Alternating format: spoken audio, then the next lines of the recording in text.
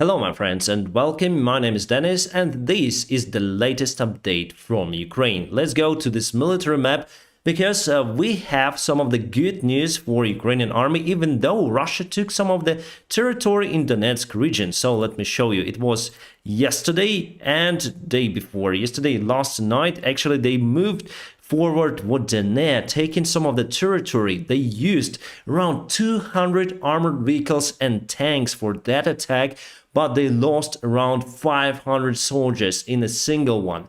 So my friends, totally per day they lost 950 soldiers. Usually they lose 300 soldiers up to 500, but it is the record for the Russian army. They concentrated too many forces at the same spot and our artillery was ready for that particular attack and they were just demolished. It all happened near to the Donetsk airport. I used to fly there, quite a nice airfield, long runway, 4 kilometers. But from the information I got, this area is totally demolished for now and Russian forces retreated back. We don't see it on this military map update, but we're gonna see it in the future. So great success for Ukrainian army. On the south part, the front line is not moving. However, we got the information from different resources that Russia is moving out their artillery systems from this area. It means that they're moving away their army. Basically, they also moved from the Chernobivka airfield, but also they're constructing some of the defense lines against Ukrainian forces. So for us, it would be very hard to get the city under control. And our officials say that we're gonna take the city till the new year 2023. On the north side there is no new updates, my friends. The front line is stable. However, we got the information that Ukrainian army is getting ready for one more jump to attack this area in Kharkiv region and also Lugansk. Our main points are Svatove and Kreminna.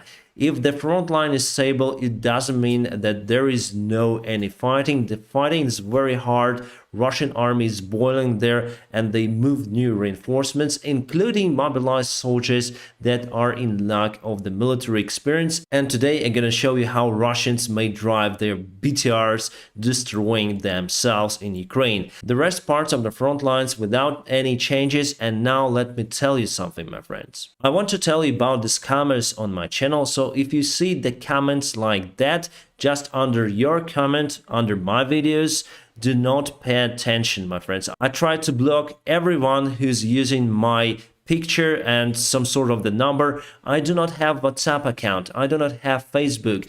Yes, I do have the Telegram group, but you may find it only in a video description or in my own pinned comment. So do not follow scammers, do not feed them. They may ask you to donate, they may ask you for some help. I personally do not need any help and your donations are preferable. They all in a pinned comment or in a video description. So I just want to warn you, since I have a very big and wide audience and some of you may not know about the scammers, so be aware. Mobilized Russian soldiers are so afraid going to fight in Ukraine that they are putting some sand in a few tanks of their BTRs and other armored vehicles.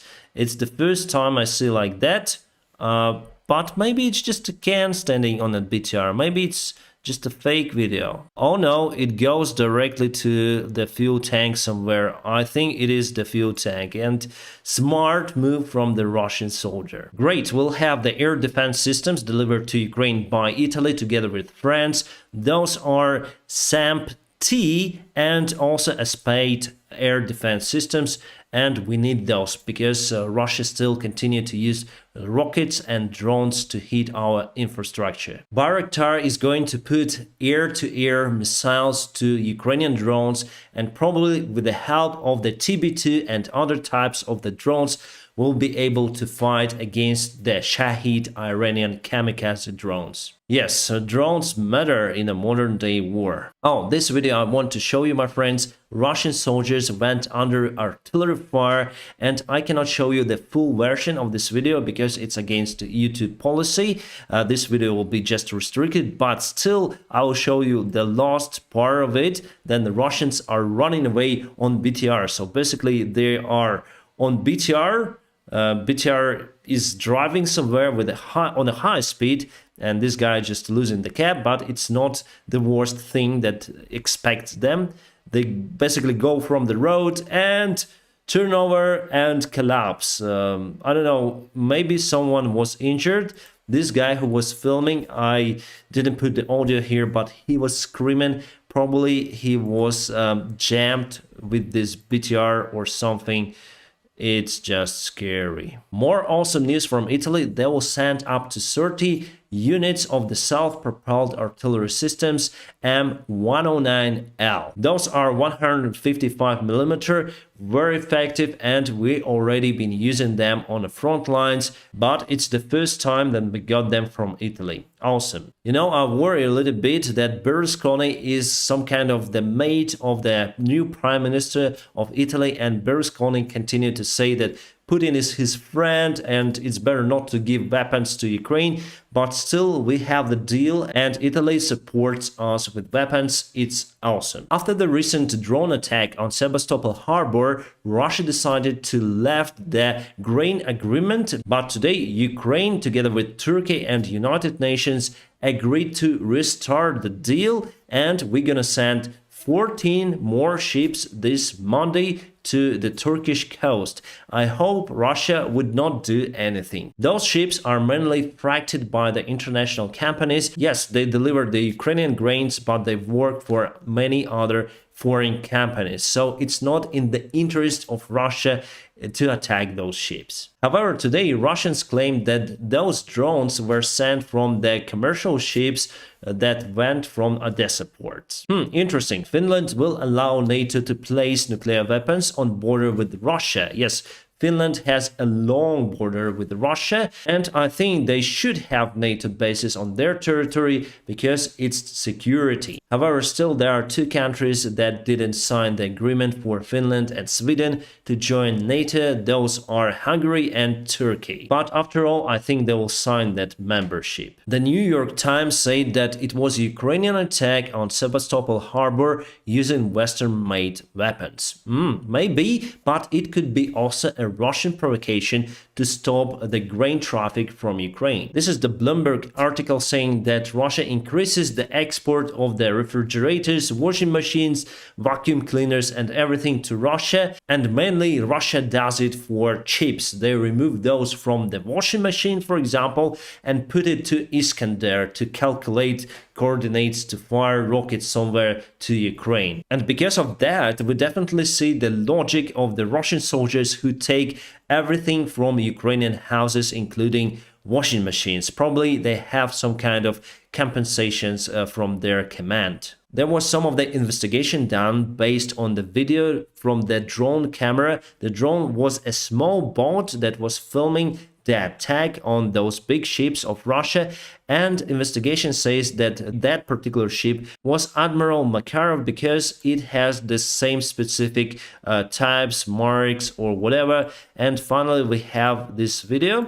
and let me put the final footage. So here you can see the last photo, the last picture taken by the drone, and it went to the aft part of the ship. Yet we don't know whether Admiral Makarov, the new flagship after Moskva, whether it was destroyed or damaged, or what kind of damage it sustained. So far, my friends, there is no any kind of official information. Only official resource here is the Russian Marine Fleet, and I think they will not provide any kind of the information to the public. Lavrov, or we call him Tired Horse, said that Russia is ready for the agreements with Ukraine.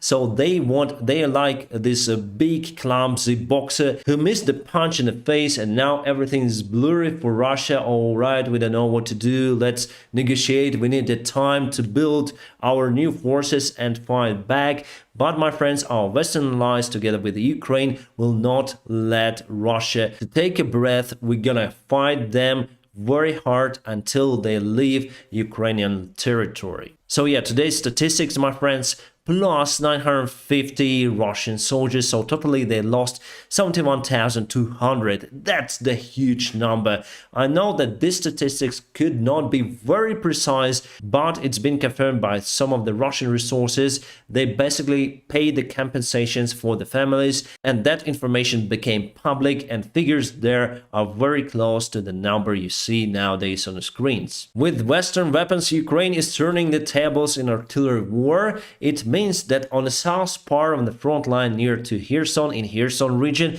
we have the superiority in artillery over the Russian side. It happened the first time during this war. I think the best artillery system that we have is the Panzerhaubitze 2000. It's probably the best in the world, but they are still very new, and some of the units have some of the bugs, and we send them to Lithuania and they have the factory there. Germans came to Lithuania, they fix those Panzerhaubitzes, and then they deliver those to Ukraine. Awesome. My friends, I'm gonna keep you updated on situation here in Ukraine. Now, don't forget to press the like to this video, and also if you want to support me financially, there are some of the links in a video description just below. You may support me on Patreon, PayPal, or Donatella, whichever is more convenient for you. I wish you a peaceful sky wherever you are. Have a great time.